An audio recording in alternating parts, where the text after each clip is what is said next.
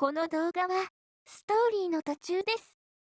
最初から見たい場合は概要欄またはチャンネルページの再生リストからご視聴ください。なお、外国語に対応した字幕をつけておりますが、自動翻訳ですので、精度が低いことをご理解ください。それでは、本編をお楽しみください。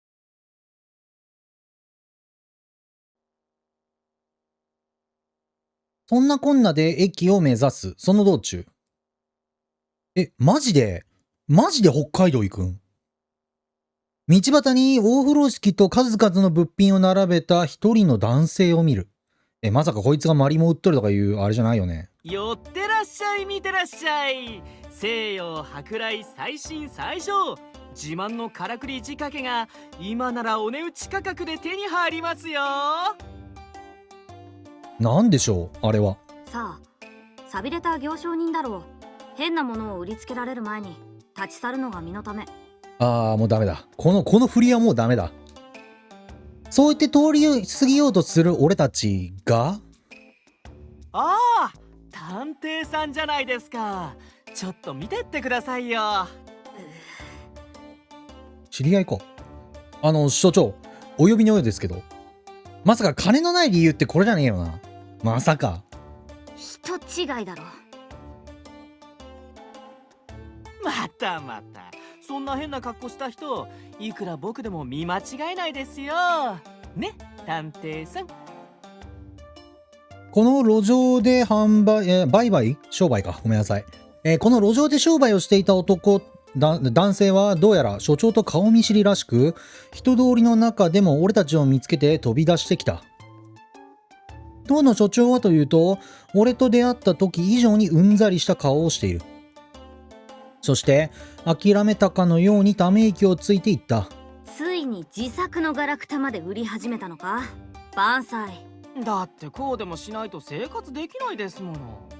知ってます？僕って昨日から何も食べてないんですよ。知らんというか、どうせまたくだらんからくり仕掛けを作っているせいだろ。会話を聞くに二人はどうも馴染み深いようで、所長もフランクというより完全に普通の調子だった。少なくとも東子さんと話してた時のような営業モードではない。それにしてもこちらは探偵さんが誰かといるなんて珍しい。風見司です。所長の助手みたいなことをしてます。どうも、僕は志倉万歳。いずれ世界に名を残す大発明家さ。挨拶などいらん、司。我々は仕事で忙しいのだから。ひどいな。もっと構ってくれてもいいのに。志倉さん、よろしくお願いします。ああ、よろしく。君はラッキーだよ。僕と知り合うなんてエジソンと懇意になるくらいの良縁さ。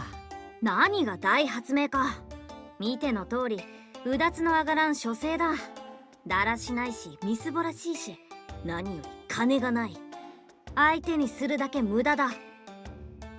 そこまで言わなくても。所長が手厳しくこき下ろしている間も、志倉さんはあははと能天気に笑っていたが、気の置けない仲というやつなのかもしれない。だいたいこんなガラクタが誰に売れるというんだ。発明品の叩き売りなど聞いたこともない。ガラクタとは失礼だな。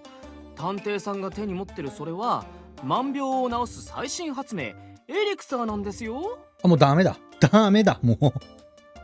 エリクサー？所長が右手に握っているのはトランシーバーのような形状をした黒い箱だった。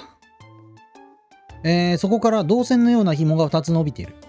そうさ、この電極を左右のこめかみにつなげばヒーリング効果のある電波が巡って、どんな病も立ちどころに治してしまうんだね。欲しいだろ。うさんくさいというかありえない。悲しいかな。未来の医療を知っている俺にはこの時代の疑似科学など通用しない。確かにこんなものを売りつけているのは問題かもしれない。家にはもっとすごいのもあるんだよ。回すと飛んでいく弾丸地球儀とか、自家製のアームストロング砲とか。わかったろ司。構っているだけ時間の無駄だ。行くぞ。はい。そんなふくらさんを、ふくらだってたっけ？なんか名前ど忘れした。ちょっと待ってね。それいけ。あ、やばい。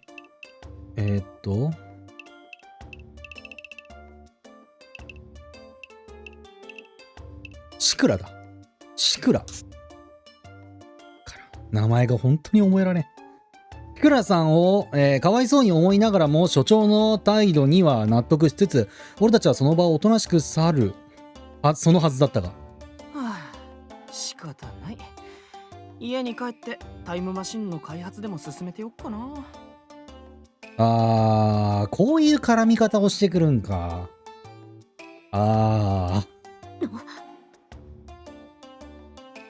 彼のしょげながら漏らした一言には、一言にはっと振り向く俺たち。シクラさんは今、聞き捨てならない単語を言った。どうしたの？行くんじゃなかったの？やっぱり興味が出てきました？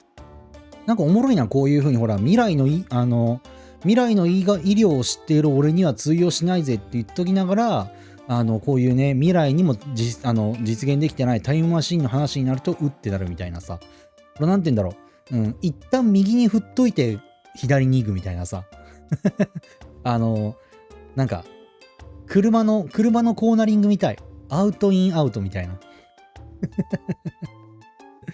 外側から入って内側に行ってでまた外に抜けていくみたいな。いや、そのガラクタに興味はないが、今お前何と言った？タイムマシンのことですね。さすが探偵さん、お目が高いな。今僕が総力を挙げて研究している最中なんですよ。タイムマシン、この人が？まあでも一応藁にもすがりたいというか元の時代に帰れる方法がわからんからな。まあこういう話に飛びつくのもしゃあないか。何気なく語るシクラさん。だが俺はそこに意味あるつながりを見出せずにいられない。でもまだ研究段階なんですけど、そんなに興味がおありで？あります。だって俺はまたかこいつ。すごいな。なんかこのなんでそこまで未来から来たって言うんやろうね。なんかすごいな。でも実際こうなんだろうな、きっと。うん。こうやって俺たちはほら、事情を知って第三者目線で言っとくからさ、こういうこと言えるかもしれんけど、うん。実際当事者からしたら、やっぱ言いふらしたいんかね。だが、その時に俺は先ほどの未来から来たという事情を隠す否かという話を思い出した。でもなんか、黙っとる性分じゃないんだろ？うん。いいな、ミラノ帰りの司。あまり不用意にお前の事情を漏らすな。はい、すいません。さっきは事務所の名を傷つけそうになって。ああ、それもあるが、そうじゃなく、お前という存在が知れ渡ったらどうなるか考えてみろ。騒ぎになりますね。それだけで済めばいいというものだ。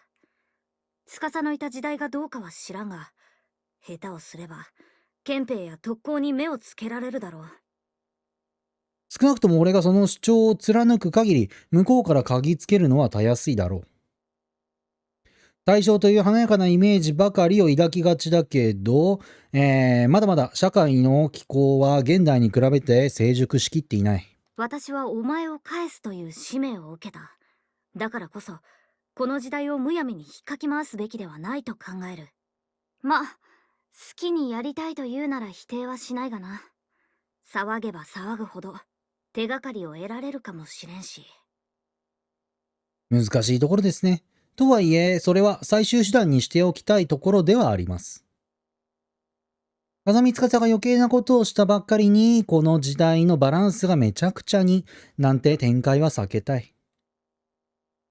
俺が携帯するスマートフォン一つとっても、この時代に存在してはならないオーバーテクノロジーなのだから、繊細に立ち回る必要がある。ですが、所長、そこまで考えていてくれたんですね。こういうのもなんですが、嬉しいです。別にお前のためじゃない。昔読んだ SF 小説を思い出しただけだ。私は乱読家だからな。わかりました。っていうくだりがあったにもかかわらず、勢いでわって言おうとしてるんや。なんかそういう感じやな。うん。一発の感情で、ちょっと動いてしまう性分なんだな。司はきっと。ゆっくりと人となりを確認していこう。まあ、とにかく注意はしておけ。なんなら私にもな。この時代に、お前を守ってくれる存在など、ないのだからな。はい。だって俺は、なんだい？俺は、司は SF マニアなのだ。タイムマシンと聞いて、血が騒がずにおられなかったのだろう。なんだ、そういうことか。いい趣味してるね、司くん。それなら僕のアイディアにもきっと賛同してくれるはずだ。アイディアって？つまりアルバート先生によればだね、物体は高速に近づくにつれ時間の影響を受けなくなるらしいのさ。あれ？アインシュタインって100年前だっけ？アインシュタイン？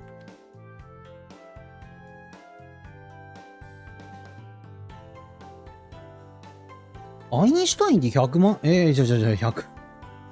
そんな昔、そうか。100年前、一応そうか。そんな昔の人か。でも、あれだもんな。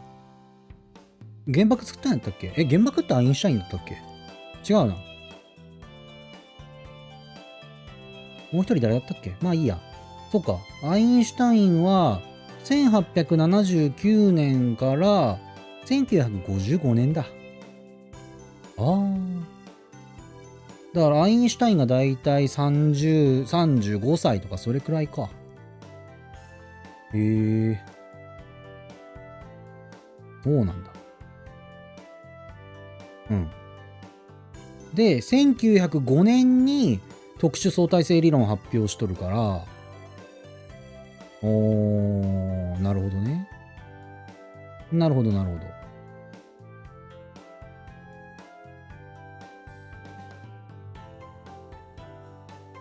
そう、特殊相対性理論ですね。そういうのが知っとるんや、つかさ。偏りがあるな。おお、よく知ってるね。だからさ、僕ら人間だって光の速さで動けばこうして流れる時間から遠ざかることができる。つまり未来に行けるってわけ。よくわからんが、それがお前のからくりとどう関係があるんだ？所長がそう尋ねると、シクラさんは危機として自らの構想を語り始めた。キックスクーターをタイムマシンに？なんかバックがトゥーザのフューチャーしそうやな。あれを改造してとんでもないスピードにするからくりを試作中なんだ。画期的ではあるのかもしれない。でもとんでもないスピードと言ったってどうするんだ？人間が潰れるぞ。それが困ってるんだよね。戦闘機のエンジンでも積めばいいのかな。なるほど。でもおもろいな。時代的にはほら、まあ光より速いっていうその思いつきで、何かね、とにかく速いものって言ったら戦闘機くらいしか速いものがないんだ。パッと思いつくもので。でも僕が本当に作りたいのは過去に向かうタイムマシンなんだよね。こっちは原理すら思いつかないけどさ。俺たちと寸分たがわぬ表情でクエスチョンマークを浮かべるシクラさん。それ以上の情報が彼から出てこないのを確認すると、俺たちは分かりやすく語ろうとした。まあ過去に行くことってのはまた話変わってくるからな。例えばその地球と火星があって、それにはね何万光年ってかかるわけやねんか。何万は言い過ぎかもしれんけど、いっぱい光年かかるわけやねんか。ね、だからそれをそのね移動距離よりも速くね、速いスピードでたどり着けば実質ね速くなるわけだからさ。その瞬間移動というかテレポートとかは多分そういう理屈なんだよね。光よりもとにかく速いスピードで目的地へ行くことによって、テレポートはまた違うか、物質転送だからワープとかそんな感じなのかな。それだとなんて言えばいいのかな。本当は1秒かかっとね、本当はね1年かかるものを例えば3日くらいまでに凝縮したら、それは実質的なね瞬間移動みたいなもんやねんか。残りの362日くらいはね短縮できるわけだからさ。けども過去に行くってのはもう過ぎた時間を戻るってわけだから、どんだけ光よりも早く動こうが、もうすでに過ぎとる時間は戻れんはずやから。まあそこら辺の詳しいことはわからんけど。はあ、やはり期待した我々がバカだったな。シクラさんに罪はありませんよ。とはいえ行きましょう。もう。よく考えたら未来でも不可能なのを、この時代の人に求めるっていうのは国というものだった。ああ、そうだ。アインシュタインは原爆の父ではないけど、原爆の開発に低下しとったよね。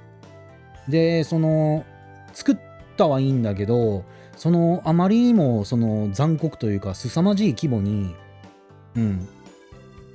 なんかすごいショックを受けて、自分はなんてものを作ってしまったんだっていうので、ショックを受けて、で、戦後、終戦後には逆に、なんだろうな、原子力とか爆弾とかを、規制する側に立ったんだよね。最後死ぬまで。そうだ、アインシュタインだ。原爆の父って誰やったっけ？何やったっけ？原爆の父って誰だったっけ？なんか、シスラーやらなんかそんな感じの名前じゃなかったっけ？違う。なんか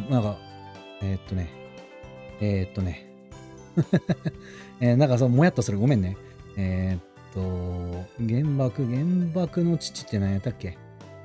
原子力爆弾は、誰だったっけ？ごめんね。ごめんね。すごいなんかもやっとしたまま進むのは無理よ。私には無理よ。